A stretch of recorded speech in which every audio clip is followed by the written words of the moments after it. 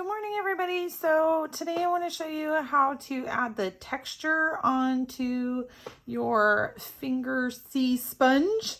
So really what you gotta have is the clay needs to be on your piece first, and then you need to have some type of tool to make the texture. So in your packet of stuff, I did include a bobby pin, which you can use. It's got that nice little rounded end. If you choose to use that one, it makes a really nice small tight pack design that could look really nice.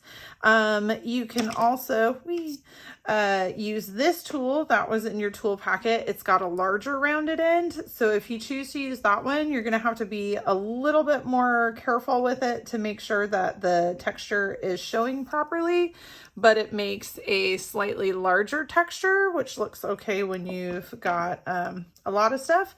Now for me, I like to use this tool, which is not included in your tool set, but you can actually make one. So you can actually basically make this tool out of the materials that you have, and it'll take like 5 minutes. So just watch the other video for how to make that, and this would look the absolute best. Okay, but whichever you choose, the process is the same.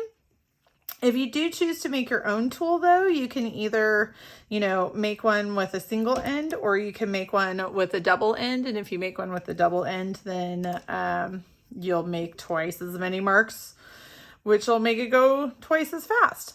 So really all this is you're going to take that tool and you're going to push it into the clay. So I like to do the bottom first, because it makes it easier not to mess up the part that you've already finished. So I like to do the bottom side first, and all I'm doing is pushing into the clay, kind of wobbling it a little bit and pulling it back off. And by layering it really close together, it starts to make that really nice textured pattern that reads as coral really well, is that type of coral.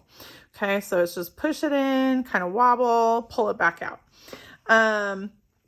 Now once you get started, like I said, it does take a while. I'm going to give you quite a while to work on this, so really spend some quality time on it, but do start on the bottom and then kind of work your way up. So once you have the bottom like right here done, then I would flip it over and do this side, and then I would do the bottom right here, and then I would do this side, just because as you're going, you're gonna need to like hold it to make it be able to stay still while you're holding it.